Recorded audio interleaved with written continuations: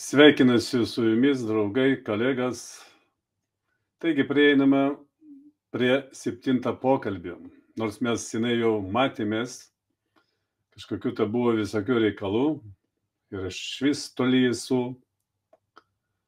Bet jau 7 pokalbis, jau galim judėti toliau į priekį. Ir žinoma, bus prieinama šiandien prie 3 dėsnio. Aš norėčiau jūsų paklausti, kaip įsisavinate šią medžiagą, šias žinias, ar pradedate vadovauti šiomis žiniomis, kokius pokyčius jau pastebėjote, kokiuose srityse, kas turi vis didesnį norą judėti šio keliu. Man įdomu visi tie dalykai, o gal kas nors nori sustoti, palikti šią kelią. Pasidalinkite, man labai svarbu, ar šis darbas nėra veltui, ar kam nors iš vis to reikia. Žinote, jaučiu, kad dirbame teisingai, bet būtų malonu ir naudinga sulaukti atsiliepimų iš jūsų. Jei kam nors nepatogu pateikti savo atsiliepimą bendrame čate, pokalbėje, po šito video galite man asmeniškai parašyti. Man labai svarbu. Ir pačioje pradžioje norėčiau atkreipti jūsų dėmesį į labai svarbią detalę. Būtinai reikia būti mokinio pozicijoje, tada šios žinios geriau įsisavinamas. Tai reiškia, kad laikau save, tai nereiškia, kad aš laikau save mokytoju. Tai reiškia, kad mokėmės priimti šitas žinias. Aš apie tai kalbu. Nesvarbu, koks bus mokytojas. Aš kartu su jumis čia mokausi. Ir žinote, rusų kalboje yra toks žodis smirenija, turintis panašią reikšmę į nuolankumą, sampratą, nuolankumo sampratą. Vėliau mes nagrinėsim šią sąvoką plačiau, bet trumpai, ją noriu, ją aptarsiu tam, kad jūs pajaustumėte tą mokinio poziciją. Nuolankumas tai yra susitaikymas, kai nėra išdidumo, išankstinės nuomonės ar priešpriešos. Nuolankumas arba smirenė tai yra glaužiai susijęs su žodžiu mokinys. Štai apie ką aš kalbu. Kokios yra tikra mokinio funkcijos? Ypatingai šituose mūsų projektuose. Atpažinti žinias save, atpažinti situacijoje, priimti, būti dėkingam, tai yra ne šiaip dėkoti, o jausti dėkingumą. Suprantate? Ir elgtis taip visada, pagal šitus dėsnius. Tai būtų tikras tada mokinys. Tikra tada praėjęs su tą smirenį. Nuolankumas ne visai atitinka. Būtent šios savybės leis lengviau įgyti žinių ir galbūt kokį pavyzdžių aš pasakysiu. Žinote, pavyzdžiui, jūs važiuojate labai greitai, skubate kažkur tai ir jūs sustabdo policininkas. Policininkas jums sako, rodo, kad jūs viršijat greičio, jūs pykstatės, nes skubat labai, jūsų mintise, kad policininkas atsirado ne ten, ne toje vietoje, ne tuo laiku. Ir vyksta ginčas, mažiausiai vidinės. Policininkas jums parodo ir įrodo prietaisą, kad jūs viršijat. Jūs skubat, sakai, gerai, davai ir išrašyk man baudas, aš greitai sumokėsiu. Jūs išrašo baudas, reiškia jūs pripažinat, jeigu sumokat baudą, priimit tai, ką tą situaciją, kurią patekot. Ir išvažiuojant, pykstant, pasitaiko, ne toje vietoje stovi, ne to laiku, aš skubu ir taip toliau. Tai šitoje vietoje nėra nuolankumo, nėra mokinio pozicijos. Jeigu sustabdo policininkas, mes turim sakyti, atsiprašau, policininkė. Taip, matau, kad viršuje greičiu, skubu, bet gerai, kad jūs sustabdėt, gal mane apsaugojat nuo kažko. Gerai, policininkas sutinku, pripažįstu ir pasiruošęs labai greitai sumokėti baudą. Išvažiuojant, atsisveikinant su policininku, padėkojat jam. Dėkoju policininkė. Tikrai stengsiuosi vadovautis taisyklėmis ir nepažeidinėti. Išvažiuoja ir nepažeidinėja. Toliau neskubi, važiuoja pagal taisyklės. Vat tokiu būdu bus tokia smirenė, tokiu būdu bus mokinio pozicija šitoje vietoje. Suprantat? Pripažinti, priimti, padėkoti ir toliau taip laikytis šitų taisyklių. Labai svarbu, jei prieš pradedant žiūrėti šį pokalbį, ir ne tik šio pokalbį, iš vis kiekvieną pokalbį šitame projekte, jaučiate kokį nors vidinį chaosą, būtinai atlikit tą harmonizacijos praktiką, kuri, man atrodo, yra 5 mūsų video, ten yra 2 neigiama ir teigiama emocija. Mes ją darėm dėl palyginimo, bet viena teigiama emocija, ta praktika su teigiama emocija, ją galima visą laiką save paruošti, harmonizuoti. Būtinai naudokitės pauzėmis, būtinai. Nereikia eiti toliau, nereikia niekur skubėti, klausytis toliau, jei kažkuriame etape yra vidinis procesas, vyksta kažkoks vidinis procesas. Ir visada reikia pragyventi, nenutraukinėti, tai yra labai svarbu, labai svarbu. Ir negailėkite savo laiką. Tai yra pagrindinis dalykas šiaip, dėl ko mes ateinam čia. Nes šitoj vietai labai svarbu suvokti. Mes šitame projekte turim pažinoti save. Jeigu jūs gailėsit savo laiką, jūs nesugebėsit nuodugniai išnarplioti, pažinoti save, savo galimybę, savo potencialą, savo talentą, savo prigimtį ir taip toliau, paskirti šitame gyvenime. Bet kokiu atveju aš labai džiaugiuosi, kad komanda cimentuojasi pas mus, auga ir jau prieiname prie 7 pokalbį iš esmės. Ir šiandien mes kalbėsime apie 3 pasaulėkaros dėsnį. Atminkite, kad pirmiausia turime priimti 1 ir 2 dėsnį, taip, kuriame kalbama.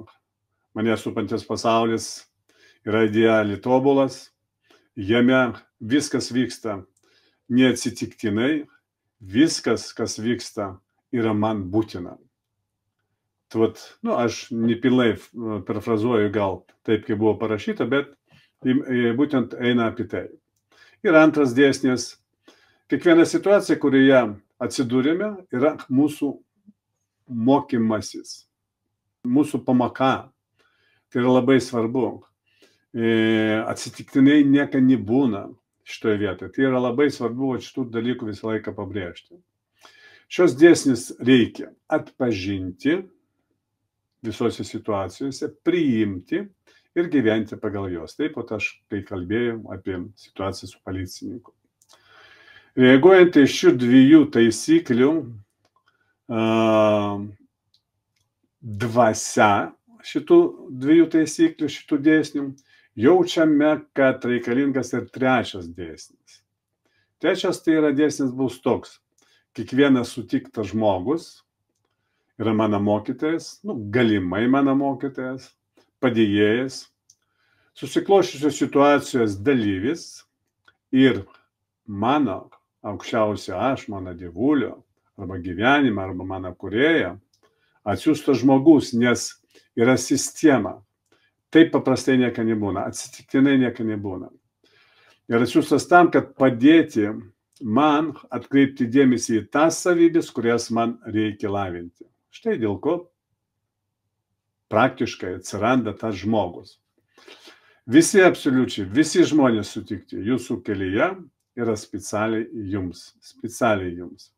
Ir yra atrinkti su tokiomis savybėmis, tokiu charakteriu, kad galėtų sukelti jums emociją, teigiamą ar neigiamą. Tai yra pagal situacijas, pagal tą situaciją, pagal tą pamoką, kurią jiems reikia praeiti. Iškeltas emocijas dėka į paviršų išplaukia savybės iš karto, jūs tą savybę turi atpažinti, kurias jums reikia lavinti, tobulinti ir šlifuoti. Sutiktas žmogus kažkuriame jūsų gyvenimo etape padeda atkreipti dėmesį į jūsų savybės. Būtent todėl jis ir atsiranda jūsų horizonte, gerbimieji.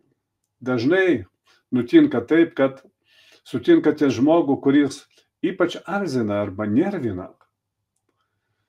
Iš jo sulaukite daugiau nemalonių situacijų, nei iš kitų. Taip, gerbimieji. Matyt jame, tų tarakonų, apie kuriuos mes kalbėjom visose videose, visose pokalbėse. Čia ne video, čia pokalbiai mūsų su jumis vyksta. Matyt, jame tų tarakonų yra dar daugiau negu pas jūs. Bet mes turime suprasti, kad jis eina savo pamokų keliu ir ne mums jį teisti, suprantate? Yra kam vertinti jo gyvenimą, jo savybės ir taip toliau. Ir taip atsitinka todėl, kad jūsų tarakonai sėdi labai giliai, jeigu pasitaiko kelyje toks žmogus, kuris labai erzina, reiškia, jūsų tarakonai arba tos savybės sėdi labai giliai jūsų. Ir jos ištraukti reikalingas specialus žmogus, specialistas, taip sakant. Kuo didesnis tarakonas, to situacija nemalonesnė. Tarakonai kabutėse. To sutiktas žmogus netoks malonus. Taip sakant, daug šiurkštesnė, negu jeigu būtų pas jūs tos savybės paviršiuje kažkur netoli užkasti. Taip veikia šis pasaulis, tokia mokymo sistema su vaizdinėmis priemonėmis priešą. Taip yra. Ar žinote, kaip sunku išvaryti tarakonus iš nešvarios virtuvės? Be to, eksperimentai parodė, kad į kanalizaciją išmestas tarakonas net ir daugiabutyje nemiršta ir randa kelią atgal namo. Taigi, galite dirbti su žemesnės prados savybėmis. Ir atrodys, kad rezultatai ateina, pakilimas vyksta ir vėl į apačią. Taip, tai reiškia, kad jūsų dirvožemis vis dar yra palankus šiems padarams gyventi ir toliau vystytis žemesnės prados savybėms. Štai dėl ko viską tai vyksta. Todėl galite labai gerai orientuotis. Jei sustiprėja priešiškumas ir susierzinimas šio žmogaus atžvilgiu, tai reiškia, kad jis dirba sunkų, nemalonų darbą. Jis tai daro, kad su šiuo emociniu susierzinimu padėtų jums ištraukti tas žemesnės prados savybės į paviršų, kurios neleidžia jums judėti į priekį, vystytis, kilti į viršų, plėšti savo sąmoningumą. Jumise esančios žemesnės prados savybės neleidžia padidinti energijos dažnį ir pakilti į naują aukštesnį išminties lygį. Štai dėl ko vyksta tas procesas. Mes kartais pykstam, kovojam, priešinamės ir taip toliau. Aš neišimtis, aš irgi. Bet jau kuo toliau, to daugiau stengiuosi būtent tą priešą sistemą suvokti, kad tai yra mokymą sistemą su vaizdinėmis priemonėmis. Taip, ir tik tada, kai didės jūsų energijos dažnis, plėsis sąmonė, jūs pakilsite į naują išminties lygį, bei kitaip vertinsite šį žmogų. Tada suprasite, kokį sunkų darbą šis žmogus dirba. Su dideliu dėkingumu norėsis nusilenkti jam iki žemės. Įsivaizduojate? Kas atsitinka, kada pas jūs pasikeis ta paradigma, pasikeis požiūris į visą tą mūsų sistemą, kuri mus makina. Nes būti kenkėju, jo vietoje, ne būti kenkėju, kažkokiu drumstytoju, būti kažkokiu atstumtųjų galų gale, tokius nemėgsta, kartais net sėsti į kalėjimą už šios veiksmus nėra taip paprasta, suprantate? Štai kodėl visata tokiam darbui pasirinka tokių savybių turinti žmogų, bet būtent jis padeda jums pakilti nuo žemės, padeda pajudėti iš mirties taško. Taip, ir jei jūsų tikslas yra, pavyzdžiui, uždirbti milijardą, ne, harmonijoje, tada su tais tarakonais to nepasieksite, kol neišvalysite. O jei ir pasieksite, tai tik stumdydamas alkūnėmis ir būnant disharmonijoje, agresijoje, galiausiai vis tiek daug prarasite arba susirgsite, ar jums jau nerūpės ir jums jau nerūpės šis uždirbtas milijardas, kada susirga žmogus, pas jį iš karto keičiasi prioritetai, jam nei turtai, nei pinigai jau nereikalingi, suprantat.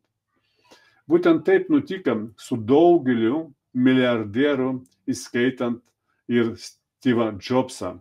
Aš visą laiką pamenu tokius, stengiuosi neimti naujų pavyzdžių, kad pas jūs fiksuotųsi. Yra pavadinimas situacijas, jau jums pažįstamas, jūs iš karto galėtumėt suvokti, apie ką eina kalba. Štai kodėl pirmiausia tarakonai, o paskui milijardai, gerbimieji. Taip, aš suprantu, kad dabar gali vykti jūsų galvoje. Kas gali vykti jūsų galvoje? Po tokios informacijos. Suprantu, nes pats visą tą patyriau savo kailiu. Ir galiu su 100% užtikrintai pasakyti, kad viskas susitvarkys, jei nenukrypsite nuo šio kelio. Visata per jūsų fizinį kūną padarys viską, absoliučiai viską, kad jūs galėtumėte išvalyti save, pašvarinti save, paskaidrinti, lavindamas aukštus pradas savybės, jūs išvarysite žemesnis pradas savybės. Jūs tai yra siela, ne kūna, o siela. Aš valau save, siela. Jis susakęs, kad visata padarys viską, būtent taip, iki pat jūsų paties pašalinimo nuo šitos žemės per lygas, nepagydomas lygas, nelaimingus atsitiktimus, bet tai nebus šitoj žemė, šitoj sistemai kažkoks nelaimingas atsitiktinumas. Tai yra, jums atrodys taip. Nes visatai jie bus reikalingi, suplanuoti. Jeigu žmogus to nesupranta, jis tiesiog išvalys, paruoš vietą kitai sielai. Ateiti, tobulėti, lavintis ir taip toliau. Taip, gerbimieji, todėl turime atidžiai stebėti, ką mums siunčia išorinis pasaulis, kad nelauktume, kol signalai perės į fizinį kūną. Nes visada pradžioje signalai eina, pamakas eina iš išorinio pasaulio. Jeigu mes nekreipiame jos dėmesį, tada pradeda eiti per fizinį kūną. O mes jau žinome, kad mane supantis pasaulis yra idealiai tobulas. Idealiai tobulame pasaulyje nėra blogio, nėra keršto, yra tik pamakas su jumis, reikalingomis vaizdinėmis priemonėmis ir viskas. Atminkite, jei nekreipsite dėmesį į išorinius signalus, kaip ir sakiau, mokymasis persikels į fizinę plotmę, fizinį kūną, jūsų kūną arba kurį nors organą.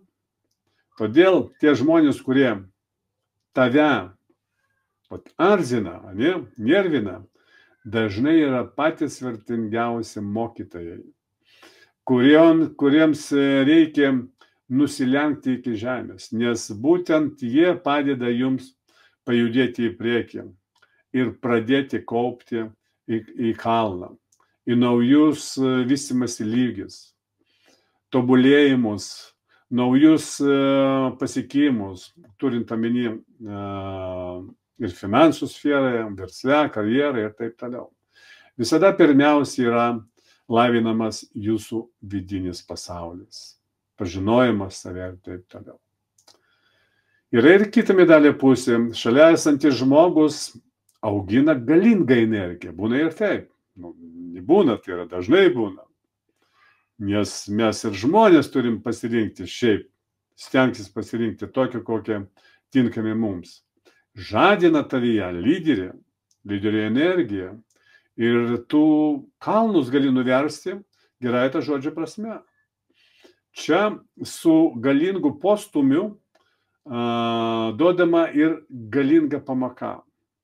Todėl ignoruoti to negalima. Ateityje mes nagrinėsim šitą. Todėl turi žinoti, kad pamakas eina ne tik per neigiamas savybės, per neigiamas situacijas ir per teigiamus taip pat. Kartais net per teigiamas situacija, kur vyksta valdžia, pinigai ir taip toliau, kur mes susireikšim, dar yra stipresnė pamaka, kuri gali ateityje duoti per galvą stipriau negu bet kokią situaciją neįgimą. Tai va, užsirašykite į sąsiuvinį, kaip jums atsiliepė šis trečias modulis. Tiesiog pakartoju, kiekvienas sutiktas žmogus yra mano galimas mokytojas, padėjėjas, situacijos dalyvis ir mano aukštesnioje aš, arba Dievo, arba gyvenimo kūrėja atsiųstas žmogus. Nesvarbu, sutinkate ar ne jūs. Jeigu ir nesutinkate, parašykite apie tai savo komentarą, tokį paaiškinimą.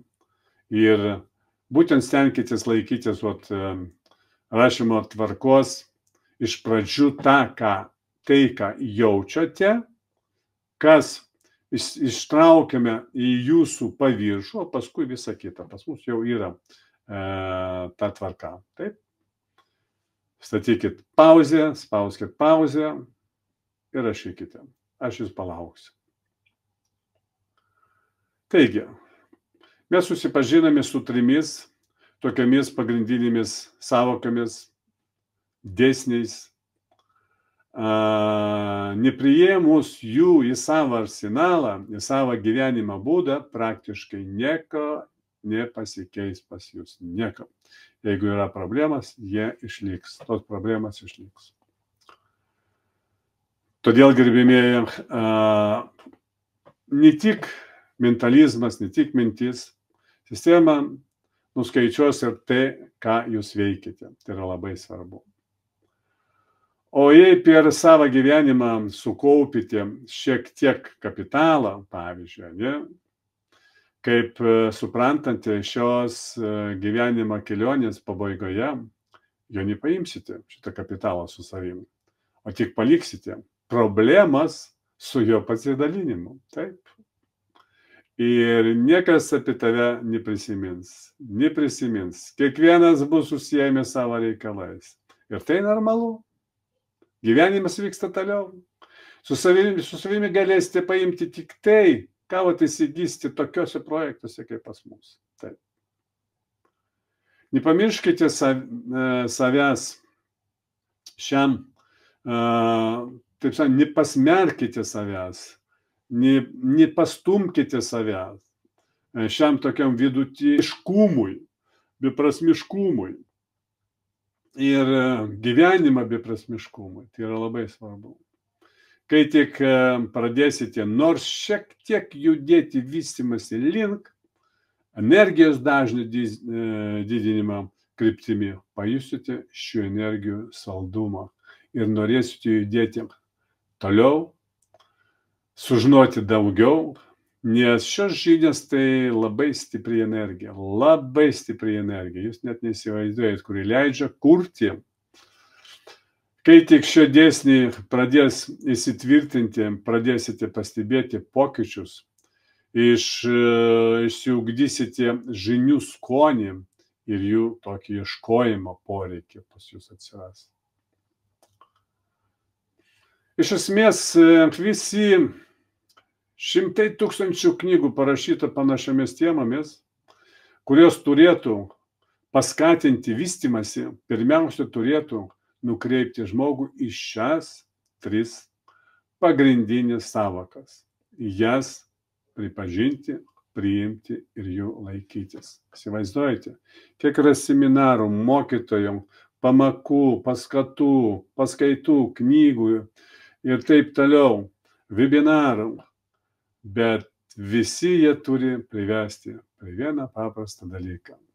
Supratimą, mane supantis pasaulis idealiai tobulas, jame vyksta viskas neatsitiktinai, viskas, kas vyksta, yra man būtina. Aš jau sakiau anksčiau, kad kiekvienas iš mūsų turi savą supantį pasaulį. Pas kiekvienas savas supantis pasaulis. Tai labai svarbu suvokti. Antra, kiekviena situacija, kurioje atsidūrime, yra mūsų pamoka, mokymasis. Ir trečia, kiekvienas sutiktas žmogus yra galimas mano mokytojas, padėjėjas, situacijos dalyvis ir mano aukštesnioje aš ar mano gyvenimo atsiųstas žmogus. Štai milijonai knygų, seminarų, paskaitų, dėstytojų, iš to uždirba milijardus dolerių, o pasaulis vis labiau slenka į bedugnį. Vadinasi, kažkas su visais tais mokytojais ir jų mokymais yra ne taip. Kažkaip žmonės vedžiojami už nosis, vedami aplinkiniais keliais ir matyt, kuo ilgiau jie vedami, tuo daugiau pinigų tam išleidžiama, ne? Tačiau mums tai reikia priimti, pripažinti ir pradėti veikti pagal šios pagrindinės 3 dėsnius. Aišku, bus ir kitų, bet pradžia turi būti nuo šitų sąvokų. Suprantate? Tai yra pagrindas. Niekur nepajudėsit, jeigu šitos sąvokas nepaimsit savo ir neinstaliuosit jos į save, kad dirbtų automatiškai. Taip, suprantu, jūs tik išgirdote apie juos, truputį susipažinote su jais, tačiau visiškas priėmimas dar neįvyko ir jie netapo gyvenimo būdu. Suprantat? Todėl dar nepajutote šio neįkainuojamojo malonumo iš šių žinių. Todėl pradėkime jos nagrinėti smulkiau ir taikyti praktiškai. Bet kas, bet kaip, anksčiau ir sakiau, mums reikia visus šitus veiksmus taikyti kompleksiškai. Ir mes juos galime turėti tikrose situacijose, praktiškai. Kai kurie kolegos užduoda man klausimus iš vienos ar kitos srities, bet aš siūlyčiau geriau eiti iš eilės tvarka ir taikyti jos praktiškai. Todėl nesikuklinkite ir jūs. Galite vardinti savo temas ir mes jos nagrinėsime.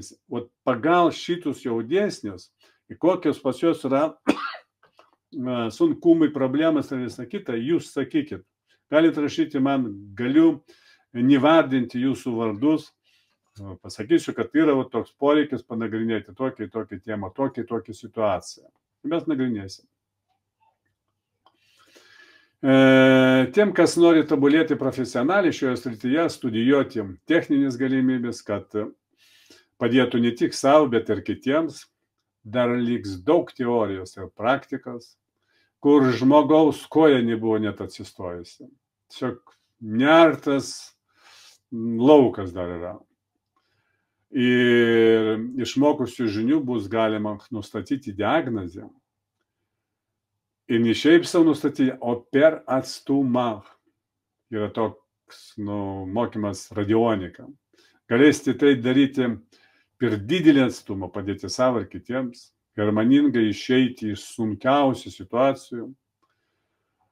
Akademinėje medicinoje nepagydomų ligų ir kitų praktiškai įdomių dalykų. Dar kartą sakiau, aš nemokytas, kartu su jumis mokausiu čia ir taip toliau. Mes visi einam vienodai tuo pačiu keliu. Kaip sakau, aš žinau tik 1 milimetrą iš kilometro. Ir tas milimetras daro stebuklus, aš tiesiog pastebiu. Taigi galite įsivaizduoti, kiek dar daug įdomių dalykų mūsų laukia ateityje, dirbat su šitomis žiniomis, lavinant save, pažinimą save ir taip toliau. Su šių žinių pačiam sunku išmokti, žinokite. Ir aš esu neišimtis. Tačiau jas įsisavinti įmanoma, jei eisite kartu su mumis, kada mes einam kartu visi. Išmintis tai yra visatos duotybė. Mes jo nelavinam, mes patenkame išminties lygmenį. Suprantate? Pakopą. Kokį lygį pasieksime, tokių išmintingų ir būsime. Štai apie ką eina kalba. Būtent iš tos varpinės matysite pasaulį ir kuo aukštesnė išminties varpinė, to pasaulis atrodys įdomesnis. Taip, gerbimieji. Ir tada viskas eisis kaip sviestu patepta. Galų gale jūs tiksliai susipažinsite su emocionalų intelektą, o tai yra lobis. Neįsivaizduokite, lobis. Ir ką, gerbimieji, užrašykite savo sąsiuvinį, dabartinį būseną, jūsų įkvėpimą. Taip, kaip jūs jaučiate, kaip jums atrodo pagal jau mums. Įrašyti pagal jau mums tą žinomą schemą, gerai? Iš pradžio, ką jūs jaučiatės, ir paskui visą kitą. Taigi, spaudžiam pauzę, prašom, aš jūs palauksiu ir nuimat nuo pauzę ir einam toliau. Mintis, žodis, veiksmas, draugai. Tai labai svarbus dalykas. Labai svarbus, nes tai turi įtakos mūsų vidiniai pusiausvyrai. Yra toks posakis, neaišku, iš kur lenda problemas. Atrodo, kad aš viską darau gerai, darau viską teisingai, bet problemas kyla iš kažkur. Ir viskas sujaukia visą gyvenimą. Iš esmės beveik visose srityse bus galima pradėti nuo šios frazės. Mintis, žodis ir veiksmas. Tai yra, kiekviename savo judesyse, mintise ir visa kita turi atspindėti šitą žodį. Mintis, žodis, veiksmas turi vienodai vibruoti, vienodai rezonuoti. Būti vienodam vibraciniam ir vertybiniam lygmenyje. Ir pradėti balansuoti bei šlifuoti save. Tai galimybė. Vyrai, o šiandien turbūt net ir moteris žino, ką reiškia nesubalansuotas automobilio ratas. Mašina dreba, tiesiog dreba. Taip lyg važiuojam per duobes. O jei ratas įlenktas, meta į šonus, ne? Turėt pastebėti. O kai tik servizas subalansuoja ratus, viskas stoja į savo vietas.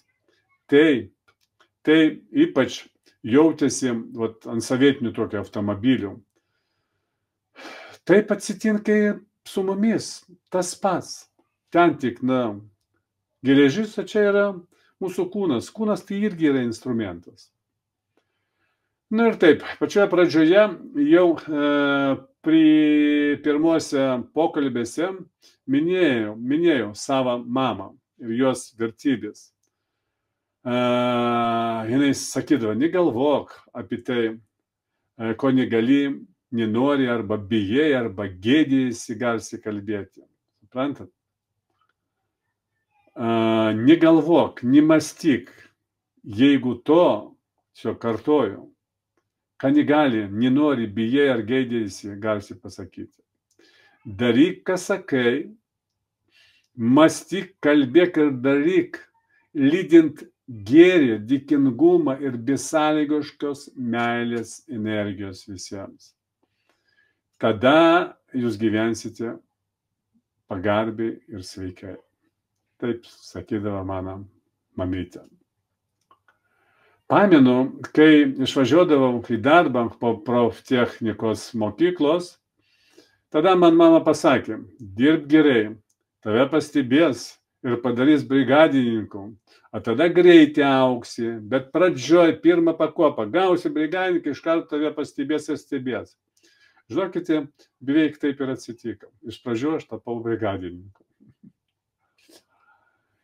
Kadangi viskas yra susijęta su emociniu intelektu, kai tik mintis nesutampa su tavo žodžiu, viduje prasideda destrukcija.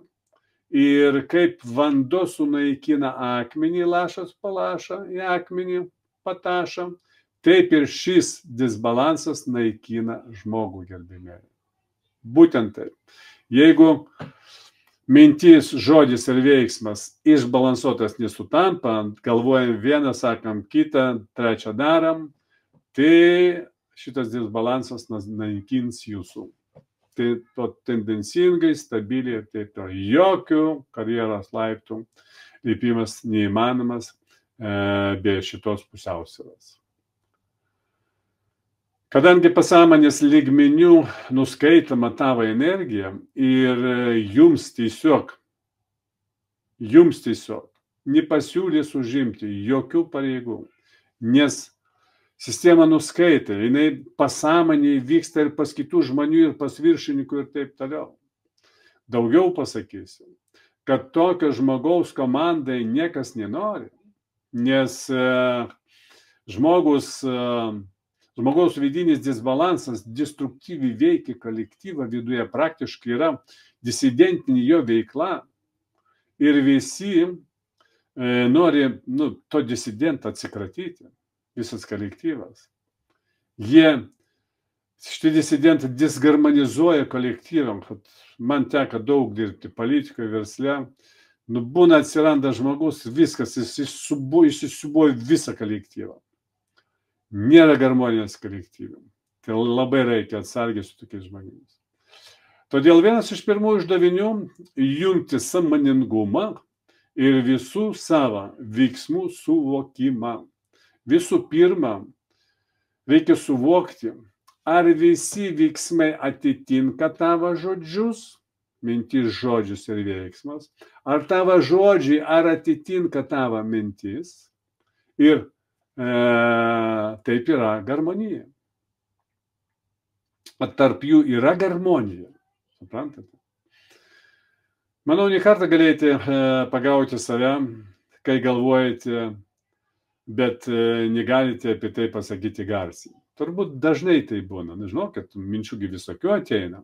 Mes ne viską, mes bijom, gėdėjamės, ką nors pasakyti. Tai yra taip pat turėsite disharmoniją, jeigu to nesubalansuosit, tai turės šitą disharmoniją fizinį kūną. Taip dažnai nutinka politikoje. Jie galvoja vieną, sako kitą, o dar apskritai velniai žinai ką. Dabar versle tas pats. Pavyzdžiui, sutartis, jei jos anksčiau buvo vieną puslapį, tai dabar reikia 100 lapų, nes stengiamasi numatyti smulkiausius dalykus, nes kiekviena pusė žiūri tik į savo naudą, nekreipdamas dėmesį į tokias vertybės kaip padarumas, santykių švarumas ir panašiai. Tai yra labai svarbu. Todėl savo sąmoningumą pradėkite nuo mažų dalykų, nuo mažų judesių. Aš atsimenu, aš darydavom biznį savo laiku ir per vieną krizę Jau pas mus buvo įsiųsta daug, mes šimtais vagonų siūsdavom įvairius miestus iš įvairių šalių. Ir mums jau buvo sumokėta, bet per krizę išbalansavo tos kainas ir taip toliau. Ir aš siunčiau savo menedžerius, kad nuvažiuotų pažiūrėti, ar mūsų tie klientai, nesvarbu, kad jie mums jau sumokėjo, atsiskaitė, ar jie sėkmingai realizavo ar ne. Ir ten, kur buvo nesėkmingai realizuota, man nesvarbu sutartyje, ką parašyti. Man buvo svarbu, ar yra harmonija, yra pasitikėjimas padėti savo klientui, nes mes ruošiamės ir toliau dirbti. Nepakabinti ant jo visus problemas. Mes atkravinėjame iš tų savo klientų savo sąskaitą, tos vagonus į kitus, pas kitus klientus, kad padėti žmonėms nepapulti į bankrotus ir taip toliau. Pateiksiu labai tokį paprastą kasdieninį pavyzdį. Atėjai į parduotuvę. Aš dabar noriu pasakyti apie mažiausią dalykas bandyti pagauti save, kiekvieną veiksmą, tiesiog kiekvienam veiksmui jungti sąmoningumą, ar jūs teisingai tai darote. Atėjate į parduotuvę, pasiėmėte vežimėlį ir įstumė. Atkreipkite dėmesį, kiek pastangų įdedate vien tam, kad stumti vežimėlį. Spaudyti rankas. Kodėl? Bandai įstumti visų kūnų. Kodėl? Pabandykite pajudinti vienu pirštu, neįtempdami. Tada pamatysite, kad anksčiau išeikvodavote 10 kartų daugiau energijos nereikėjo. Ir tai yra viskame kame. Jeigu jungit sąmoningumą, sąmonę, tai, ką jūs darat, ir pradedat naudoti energijos tiek, kiek reikia, jūs neįsivaizduojat, kiek jūs išsaugosit savo energiją, kuri jums prireiks kitose darbose, kūryboje ir taip toliau. Ir tose kūrybose irgi reikia, atitinkamai viską žiūrėti sąmoningai.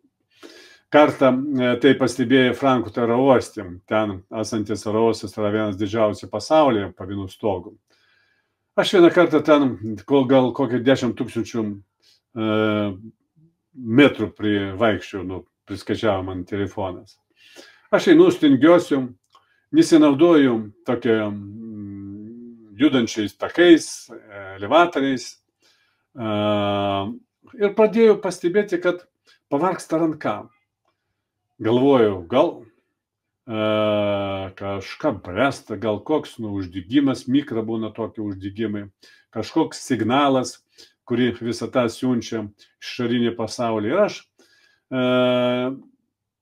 nepastebėjau galbūt kažką tam. Ir dabar duoda per ranką. Ir tada aš, tai būna dažnai, vis tiek jau 70-metis, gali kažkur pasukti ranką, taip jau, pavyzdžiui, ir dabar pas mane, matot. Aš pajaučiau tokį mikro uždegimą, uždedu langetą, porą dienų pavaikščiu, kad jis būtų ramybėje ir viskas nustoja. Nereikia tada jokių vaistų. Dauguma iš karto bėga ir vartoja vaistus. Ne, reikia duoti ramybę. Ramybė, todėl, kad mes kažką tą darom, judam, galim pajudinti, taip, patempti kokią raumenį ar ką, sąnarį ir būna uždegimai. Todėl nereikia niekada iš karto vartoti kažkokių vaistų. Ras, langetą padėjai porą dienų, jis viskas susitvarko. Štai gerbimieji. Ir aš jau šitą pastebėjau ir aš tiesiog pradėjau ridenti lagaminą vienu tokiu mažuoju net piršteliu. Ir supratau, kad vieną mažą pirštelį jau net per daug. Diagnozavau visą tokį organizmą, visą kūną ir pajutau gyvenimo malonumą. Ir nustoja skaudėti ranką, suprantat? Mes patys kartais įvaram save į kažkokį tą kampą su tais dalykai, kad veikiam, dirbam, gyvenam, nesąmoningai. Tokius dalykus reikia daryti dažniau, tiesiog diagnozuoti save. Dažniau jungti sąmoningumą ir tada pastebėsite, kad jei negalite numalšinti beprasmės įtampos, diagnozuokite savo pradas savybės. Greičiausiai tai bus žemesnis pradas savybės, tada turite nustatyti priešingą teigiamą savybę ir pradėti ją tobulinti, lavinti, viskas. Ir viskas atsistoja iš karto iš savo vietas. Taip, žinoma, jei taip atsitinka oro uoste arba parduotuvėje, gali nepavykti ten susikoncentruoti, užrašykite tuo metu savo savijautą, išryškinkite savybę, o jau namuose su tą savybę padirbėkite, nepalikite vėlesniam laikui. Šios savybės vis dar slypi jūsų viduje ir suveiks pačiu netinkamiausiu momentu, suprantate? Laikui bėgant, tai galėsite padaryti ir parduotuvėse ir uostose, tiesiog automatizmas veiks. Pavyzdžiui, pergyvenimas, kankinimas, tai yra būsena, kai nesijungia sąmoningumas, suprantate? Esate nelaimingi, nes nesuvokėme, ką darome, ką galvojame, ką jaučiame.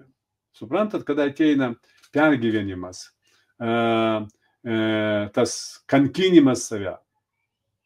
Tai yra būtent dėl to, nesuvokėme, nejungiam savo sąmoningumą, ką darome, ką galvojame.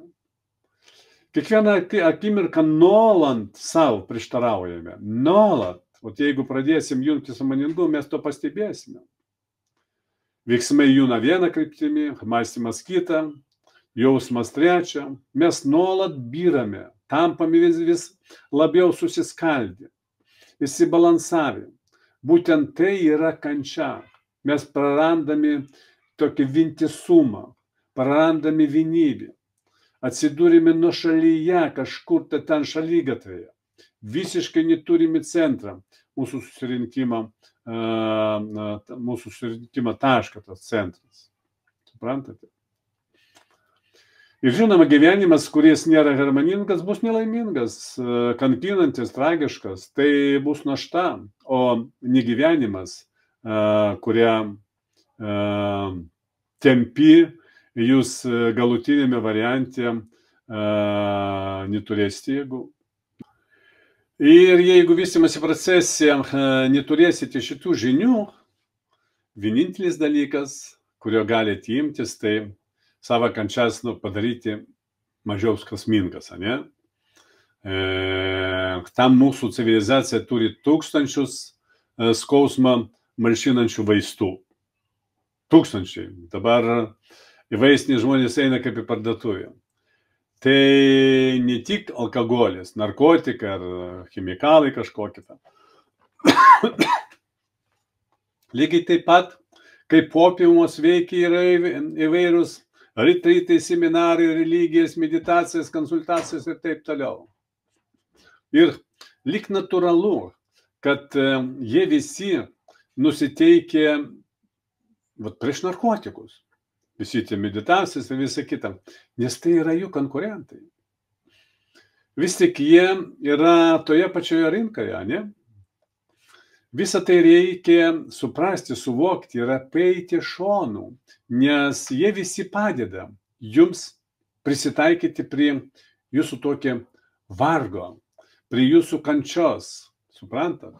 Ir kuo daugiau jūs ten trinsitės, tuo daugiau paliksite ten pinigų, bet tinkamų rezultatų negausite. Aš dabar nekalbu apie matricas ar egregorą, kurį irgi paims savo. Suprantate? Mūsų projektas gali padėti jums įveikti šitas peripetijas, jūsų kančias. Jūs neturėtumėte prisitaikyti prie kančios. Galima visiškai įsivaduoti iš kančios. Žinoma, tai kitoks jums dar nepažįstamas kelias, bet tame bus savotiškas iššūkis. Susipažinsite su savo kūnu ir žinosite, ką reikia daryti ir kaip valdyti. Faktas yra tas, kad mes daug ką darome nesąmoningai. Kai kuriuose situacijose daugelį žmonių ir net savyje galime pastebėti nevalingus veiksmus, pirštų, rankomis, kojomis, bet jei paklaustume, kodėl tai darome, atsakysite, kad tai kažkaip savaime nutinka. Ir tai yra tavo pirštas. Ir tu esi jo savininkas ir tu to nesuvokė. Tada tu gali net nužudyti žmogų ir nesuvokdamas. Suprantate? Žmogžudystės kartais įvykdamas lygiai taip pat, o žudikai gali to nesuvokti. Daug kartų yra buvę, kad žudikai neigia, kad ką nors nužudė. Iš pradžių buvo manoma, kad jie apgaudinėja, meluoja, tačiau naujas tyrimas rodo, kad jie nemeluoja. Žmogžudystės jie įvykdė visiškai būdami nesąmoningi. Jie buvo taip įsijutę, kad visiškai apimti savo pykčio nekontroliavo savo veiksmus. O kai esi įniršęs, organizmas išsiskiria tam tikrus svaiginančius tokius atjungiančius proto nodus. Suprantate? Žmogus kraujas apsinuodija piktai, pykti, tai būtų laikinosios bepratybės būsenoje. Žmogus visą tai pamiršta, suprantate? Jis neatsimena to. Ir kas įdomiausia, kad tyrimai taip pat parodė, kad jie ne tik vienas kitą nusižudo, daro visokius dalykus. Lygiai taip pat žmogus ir įsimylė, suprantat? Iš to paties žmogaus galite gauti ir meilės energiją, ir po minutės neapykantos energiją, suprantate? Nutestuoja apklausa atskleidė, kad 97% žmogžudysčių įvykdyta be sąmonės. Visi sako, kad jie to nedarėjo ir labai gailisi, kad tai padarė. Tai žmogžudystės, bet kasdieninėme gyvenime, visose smulkmenose, tai apskritai tapo, kaip gyvenimo būdą. Mes tiesiog nesąmoningai daug ką darome. Suprantate? Yra tokia gera praktika. Namuose uždarykite duris, užskleiskite langus, kad niekas negalėtų įeiti ar trukdyti. Tada užkurkite ugnį židinį arba šiaip žvakių uždekite. Surašykite viską, kas jūs dirgina, ir sudeginkite paskui. To, ką parašysite, niekas nesužinos, išskyrus jūs. Ir tada būsite nuoširdūs su savimi, kada niekas nemato. Įsiklausykite į save ir nustebsite, kas vyksta jūsų viduje. Jei jūs rašysite viską, kas dedasi galvoje, jūsų laukia didžiulį staigmeną, gerbimieji. Taip. Paimkite popieriaus lapą ir tiesiog pradėkite rašyti 10-15 minučių, nedaugiau. Rašykite, nes paskui po kokią 10-15 minučių jungsis protas, jis pradės analizuoti, jūs tada bus iškreipta visa mintis. Užsirašykite viską, kas vyksta mintise, negalvodami, neanalizuodami, nekeisdami, neredaguodami. Tiesiog išklokite viską ant popieriaus taip, kaip yra. Po to perskaitykite ir jūs pamatysite, koks beprotis sėdi jūsų viduje. Mes nesuvokiame, kad visa ši beprotybė kaip povandeninė srovė veikia viską, kas vyksta mūsų gyvenime. Suprantate? Ir dažnai šaukia tada, kada pats nepatogiausias momentas. Tai daro įtaką tam, ką darome. Visa ta suma yra jūsų beprotiškas gyvenimas. Mūsų. Ir mano taip pat. Sudeginkite šį lapą ir dabar pagalvokite, kaip pakeisti šį pašėlusį žmogų savyje. O sąmoningumo stebuklas yra tai, kad jums nieko nereikia daryti, išskyrus taip tapti sąmoningu. Vien stebint šį reiškinį savo veiksmus, viskas pasikeičia. Po truputį beprotis dingsta. Ir pabandysiu tiesiog iš eilės pasakyti, ką reikėtų daryti, kad visa to įvyktų. Pirmas dalykas, kurį reikia padaryti, tai atkreipti dėmesį į savo kūną, į savo veiksmus. Ir laikui bėgant žmogus suvokia kiekvieną judesį. Kai tampi labai sąmoningas, pradeda vykti stebuklai. Daugelis dalykų, kuriuos darėte anksčiau, tiesiog išnyksta. Jūsų kūnas tampa labiau atsipalaidavęs ir suderintas toks, kaip instrumentas. Gyvenkite dieną sąmoningai, o dienos pabaigoje mintyse eikite priešingą kryptimį. Būtent priešingą kryptimį. Tai yra, neprisiminkite, ką ir kaip veikite nuo ryto iki vakaro, o būtent pagalvokite, kas nutiko prieš minutę, 5 minutės, 10 minučių, 30 valandą ir taip toliau iki to momento, kada prabudote. Ir jūs suprasite, kad 90% savo veiksmų padarėte nesąmoningai. Taip pat pastebėsite, kad jūsų laikas kažkur dingsta. Kažkas jį pavagė. Pastebėsite, kad yra daug duobių jūsų gyvenime. Vadinasi, nevaldote savo kūną, savo gyvenimą. Likti šeimininkas, bet jūs nevaldote. Taip pat pastebėsite dar vieną svarbų dalyką. Kad visiškai nepažįstate savęs. Tai yra labai svarbu. Praktika labai gera. Stenkitės kiekvieną veiksmą daryti sąmoningai. Pradėkite suvokti savo mintis. Taip jos sunkiai pastebėti. Taip, aš dabar antrą kalbą. Aš šiek tiek nubėgau nuo ten. Pradžioje mes sąmoningai stebim visus savo veiksmus ir tada susiderina mūsų kūnas kaip instrumentas. Paskui stenkimės sąmoningai pradėkim tokį kontroliuoti, suvokti savo mintis.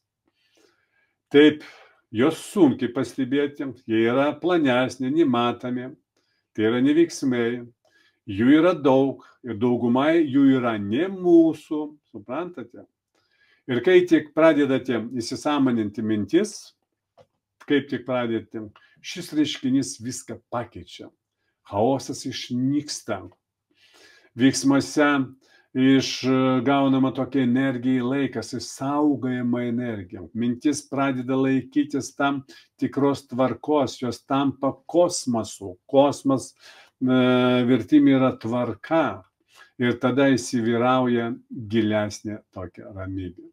Ir kai būsite ramus, pamatysite, kad mintis ir veiksmai dera vienas su kitu.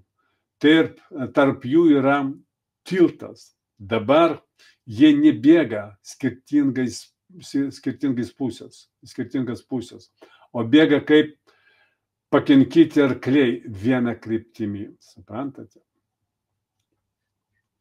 Dabar jie turi tokią harmoniją. Ir ši harmonija turi didžiulį įtaką trečiojo žingsnio darbui.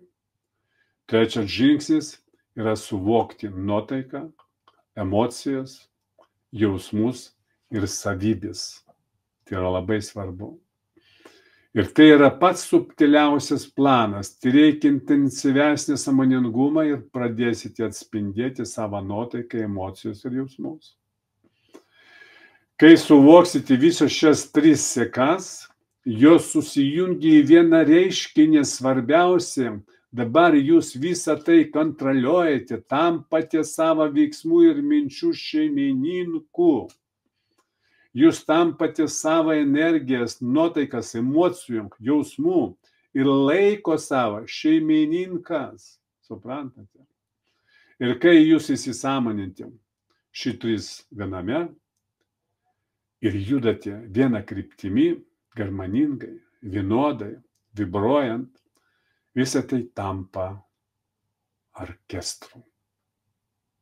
Tikrai ta žodžio prasme. Ir tada atsitinka 4 dalykas. Tai veikia savaime. To tu nedarysi. Tai ne veiksmas, tai atoveiksmis. tai atsitinka natūraliai, savaime. Tai atlygis tiems, kurie įvykdė šios 3 žingsnius. Palaimos jausmas. Pradedate matyti pasaulį 5D formatu. Tai reiškia tai, ką vyksta ir iš jūsų nugaros. Jūs matote praeitį ir ateitį, dabartyje, suprantate? Ir matote tai, nes šioje dimensijoje nėra ateities ir praeities. Yra tik dabartis. Ir judėjimas į priekį, o ne į ateitį, į priekį. Tada visi jūsų veiksmai ir jų pasiekmes yra aiškiai matomi. Tavo aukščiausias pradas savybės veikia automatiškai, gerbimi. Ir tada jūs, tai yra siela, pradedate suprasti savo tikrąją tikslą ir paskirtį. Štai, gerbimieji, kelias į tikslą yra sąmoningumas, o palaima yra tikslas. Tokio orkestro muziką sieks visas pasaulis. Taip, gerbimieji. Bet koks dalykas, kurį darysite šioje būsenoje, atneš palaimą, gėrio ir besąlygiškos meilės energiją. Tuomet daugelis žemesnis pradas savybių yra neįmanomas. Piktis, pavydas, kerštas, daug dalykų, veiksmų išnyksta. Nuodėmis tampa neįmanomas. Hebrajiška žodžio nuodėmė šaknis reiškia praleisti, nebūti, padaryti ką nors nedalyvaujant. Suprantate, senovėje žodis nuodėmė reiškia praleisti. Tai reiškia padaryti ką nors, tai nereiškia, kad padaryti ką nors blogo ar tiesiog reiškia praleisti, nebūti sąmoningu. Tai yra veikti nesąmoningai senovinėje buvo. Yra nuodėmė. Šiais laikais šią sąvoką prarasta, užmiršta. Būti sąmoningu – tai viskas, ko jums reikia ir nieko daugiau. Jums nereikia jėgų bandyti ką nors keisti. Juk jau bandote turbūt, pakeisti daug dalykų savyje. Ar pavyko? Kiek kartų nusprendėte nepykti, neįsižeisti, neįžeidinėti? Kas nutiko šiems jūsų bandymams? Kai ateina momentas, vėl patenkate į tos pačius spąstus.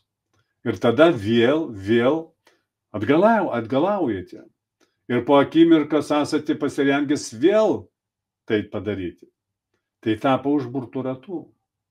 Jūs pykstate ir atgailaujate. Žinokite, kad net kai atgailaujate, nesate sąmoningas. Ši atgaila taip pat yra nuodėmės. Nes jeigu jūs ir atgailaujate nesąmoningai, tik galvojate savo galvoje smegenyse, tai irgi yra nuodėmė. Štai kodėl nėra augimo ir vystymasi. Štai kodėl nesprendžiamas problemas. Vis bandai priimti sprendimus, duodi įžadus, bet nieko neįvyksta. Tu išlieki toks pats be menkiausių pasikeitimų. Jums nepavyko, nes reikalai ne jėgose, ne pastangose. Jokios pastangas nepadės. Esmė ta, kad reikia būti budriems, dėmesingiems ir sąmoningiams. Jei būsite budrus, daugelis dalykų tiesiog atkris savaime. Jums nereikės jų šalinti. Sąmoningumo būsenoje daug dalykų tiesiog yra neįmanomi. Taigi, būkime atviri. Ar įsimylėme sąmoningai?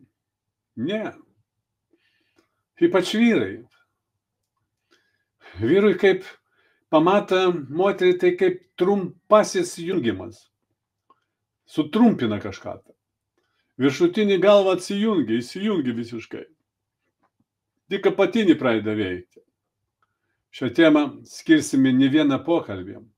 Ir galva įsijungia,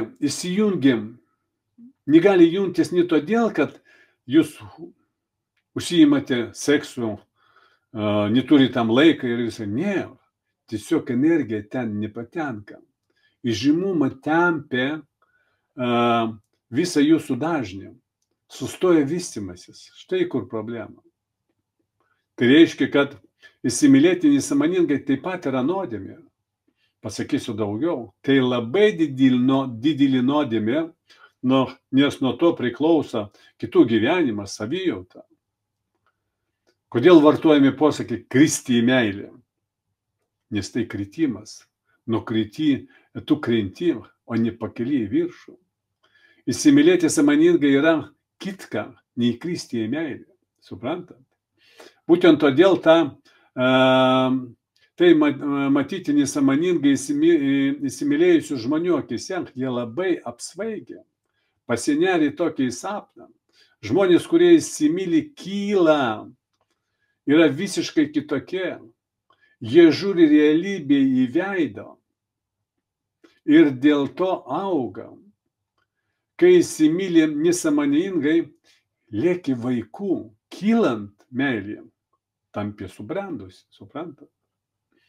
Ir po truputį meilė tampa nesantykiais, įtampa esmė būsina. Tu tiesiog myli. Tai vadinasi besąlygiška meilė. Kad ir kas nutiktų, tu atiduodi tam savo meilę. Jūs žiūrite į medį taip, lyg žiūrėtumėte į savo mylimojo veidą. Tai tampa būties būsina, esmės būsina. Dabar tu neisi įsimylėjęs, dabar tu esi meilė. Tai pakilimas, nekritimas. Meilė yra graži. Kai joje pakili, kai žiūri į rožę, tu neturi galvoti, kokia ji graži. Tu turi būti rožė. Štai apie ką eina kalba. Dviejų meilių nėra. Yra viena meilė ir joje reikia būti, o ne mąstyti. Suprantate? Heraklitas sakė, kad jei nežinai tokios savijautos, tu negyveni. Suprantate? Judėdami horizontaliai pirmin atgal ar ratu sukuriame gyvenimo iliuziją. Tačiau, kai esame sąmoningoje dimensijoje, judame vertikaliai ir augate aukštyn bei gilyn, kaip ir medis. Kad medis augtų į viršų, jis turi augti giliai, įsitvirtinti savo šaknis žemėje. Bet kad žmogus augtų aukštyn, jis turi prisitvirtinti prie savo sielos, dvasios viduje. Suprantate? Meilė tampa purvina ir negraži, kai ją nukrenti. Anksčiau ar vėliau jūs sužinosite, kad tokia meilė yra nuodinga. Tokia meilė tampa pančiais, tu esi į ją pagautas. Tavo laisvė sugriauta, tavo sparnai nukirsti, dabar tu nebelaisvas. Kai nesąmoningai įsimyli, tampi savininku. Suprantat? Tu kontroliuoji, ką nors leidi, kam nors kontroliuoti ir valdyti save. Tu tampi daiktų ir bandai žmogų, kurį įsimyli, paversti daiktų. Šis jausmas yra ne meilė, o savininkiškumas, gal teisingiau pasakyti. Tai skirtingi dalykai, gerbimieji. Pažiūrėkite į vyrą, į žmoną. Jie abu tampa panašus į daiktus. Jie nebėra žmonės. Abu bandam vienas kitą valdyti. Galima turėti daiktus, bet ne žmonės, gerbimieji. Kaip galima būti kito žmogaus savininku? Kaip galima valdyti ar vadovauti kitam žmogui kaip kareiviui? Kaip paversti žmogų nuosavybę? Sąmoningose santykiuose tai neleistina. Tačiau vyras bando suvaldyti žmoną, žmona daro tą patį, tada vyksta susidūrimas, jie iš tikrųjų tampa priešais. Ir tokiu būdu jie sunaikina vienas kitas, bet beveik visą gyvenimą vaidina, kad pas juos viskas tvarkoja. Ten nuosavybiškumas veikia iš vienos ir iš kitos pusės. Nuosavybiškumas jausmas būna tada, kai kiekvienas stengiasi žiūrėti į savo mylimą kaip į nuosavybę, suprantate? Tai jau nebe meilė. Praktiškai, jeigu tau žmogus tampa nuosavybė, tu jo ar jos nekenti. Jūs tą žmogų žudate, naikinate. Tu esi žudikas. O svarbiausia, tokiuose santykiuose neįmanoma nieko didinga pasiekti, neįmanoma įgyvendinti jokių didelių projektų, nes visa energija ir fizinė, ir protinė, taip pat ir išminties bus suvalgyta ginčiuose, barnėse, aiškinimas ir taip toliau. Ir sveikata pašlys. Meilė turi suteikti laisvę. Meilė yra laisvė. Meilė padarys mylimąją vis laisvesnį. Meilė suteiks jiems sparnus. Meilė atves beribį dangų. Tikra meilė yra galingesnė už atominį elektrinę. Su šia energija jūs galite įgyventi bet kokias idėjas, bet kokius projektus ir nuversti kalnus. Ir čia, gerbimieji, daug kas priklauso nuo moters. Nes moteris yra generatorius, stimuliatorius. Tik išmintinga moteris gali sukurti sinergiją. Štai kodėl senovės šventraščiuose sakoma, jei matote vyrą, kuris kažką pasiekė šiame gyvenime, ieškokite išmintingos moters jo šešėlį už jo nugarą, suprantate? Todėl, gerbimieji, senovinėje prieš vedybas moteris turėjo praeiti pamokas, kursus, nes jos emocinė energija yra 9 kartus didesnė nei vyra. Moteris buvo mokama, kad ji neturi teisę tikėti už vyrą, kuris neturi idėjas, tikslą, misijos. Suprantate? Tačiau daugelis žmonių nepažįsta tokios meilės, nes įvyksta tik sąmoningai. Su meilės savybė atsiranda tik tada, ši meilės savybė atsiranda tik tada, kada yra sąmoningumas.